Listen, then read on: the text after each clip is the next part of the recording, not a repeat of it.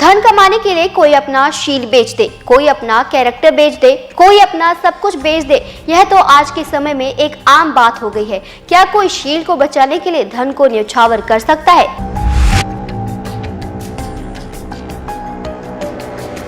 जय जिनेंद्र, आत्मा चैनल देख रहे सभी दर्शकों का मैं नलिनी स्वागत करती हूँ। धन कमाने के लिए कोई अपना शील बेच दे, कोई अपना कैरेक्टर बेच दे, कोई अपना सब कुछ बेच दे। यह तो आज के समय में एक आम बात हो गई है। क्या कोई शील को बचाने के लिए धन को न्यौछावर कर सकता है? जानने के लिए बने रहिए इस वीडियो के अंत तक। एक बार राज्यसभा में बाहर से संगीतकार आए थे। राजा को संगीत अत्यंत अच्छा लगा, इसलिए कह दिया आप लोग यहीं पर निवास करें और समय समय पर अपना संगीत हमें सुनाते रहे। कलाकार वहीं रहने लगे। उनके निवास के लिए एक भवन में व्यवस्था की गई। उसी भवन को लगता बाजू में एक और भवन था, जहां पर एक श्रेष्ठी अपने विशाल परिवार के साथ रहता था। वे कलाकार राज्यसभा में तो तय समय पर जाते और अपने निवास स्थान अपने भवन में लौट आते और बाकी का सारा दिन अपने भवन में ही विधि रागों का रियाज चलता रहता, जिसकी आवाज सेठ के घर में भी सुनाई देती। संगीतकार जो रियाज कर रहे थे उनमें श्रृंगार रस युक्त गीत तथा ऐसा संगीत भी था, ऐसी राग भी थी जिससे सुनने वाले में विकार भाव या वासना के भाव उत्पन्न हो। सेठ चौंक उठे।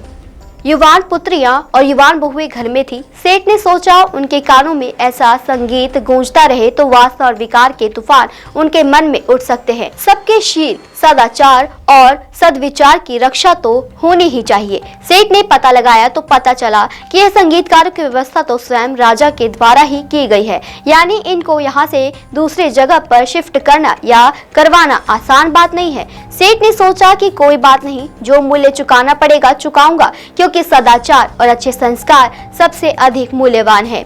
सेठ ने अपने खजाने में से बहुमूल्य कीमती दुर्लभ रत्न निकालकर एक थाल में भरे। राज्यसभा में राजा को उपहार देने आए। राजा की आंखें रत्नों की चमक देखते ही प्रसन्न हो गई। राजा ने सेठ से पूछा, बोलिए सेठ जी, क्या इच्छा है? सेठ जी बोले, हे राजन, और तो कोई अपेक्षा नहीं है, केवल घर में एक मंदिर का निर्माण करना है। बाकी आपकी अनुमति और आशीष चाहिए। राजा ने उत्तर दिया कि सेठ जी, यह तो धर्म का कार्य है, ऐसे कार्य में अनुमति की क्या आवश्यकता? सेठ ने चिंता व्यक्त करते हुए कहा, राजन, भगवान के स्थान तो ढोल नगाड़े के साथ भगवान की भक्ति का वातावरण भी जमेगा। अब किसी को अच्छा नहीं लगा, किसी को परेशानी हुई तो आपके पास आकर कोई शिकायत भी कर सकता है, फिर मंदिर के लिए समस्या खड़ी हो जाएगी। इसलिए आपकी अनुमति पहले से ही ले ली गई हो तो कोई भी चिंता नहीं रहेगी। राजा ने सेठ जी को निश्चिंत बनाते हुए कहा कि सेठ जी, आप मंदिर का निर्माण करिए और आनंद से भक्ति कीजिए। मैं प्रसन्नता पूर्वक अनुमति देता हूँ।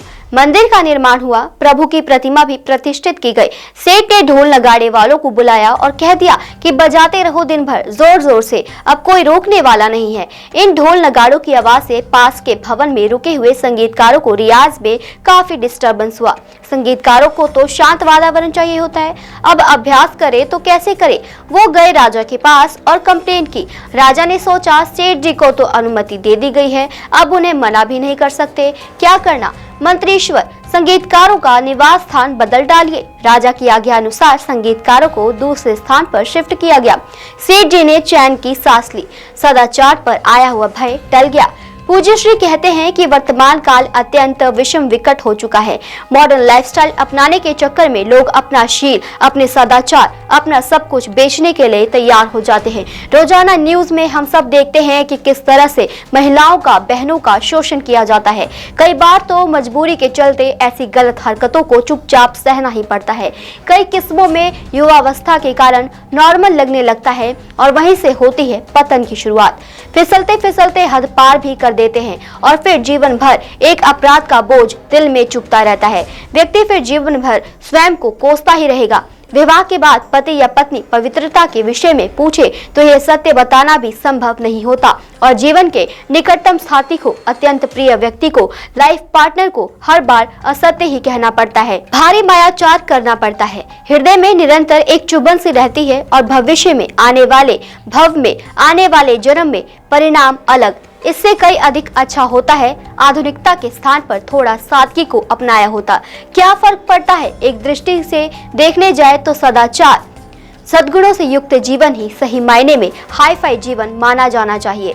सभी नैतिक मूल्यों को, शील को, सदाचार को एक तरफ रखकर धन कमाना, उस धन के बल पर बड़ा बंगलो, महंगा इंटीरियर, लेटेस्ट कार, यह पाश्चात्य संस्कृति या फिर विकृति के अनुरूप वेशभूषा, गंदी भाषा, गंदे मजाक, अश्लील पार्टियों में जाना और उधर जाकर पैसों को पानी की तरह भोग विलास के पीछे बहाना, ऐसी जीवन शैली को हाई फाई मानने वालों की आत्मा गटर क्लास की हो तो ऐसा नहीं लगता? क्या हम आवास और फर्नीचर की ही भव्यता देखें? आत्मा की भव्यता का कोई महत्व नहीं। प्रश्न उठता है कि आत्मा की भव्यता कैसी होनी चाहिए, क्योंकि आज के समय में लोग चंद पैसों के लिए अपनी आत्मा को भी बेच देते हैं। आत्मा की भव्यता का सुंदर उदाहरण हम देखेंगे अगले भाग में।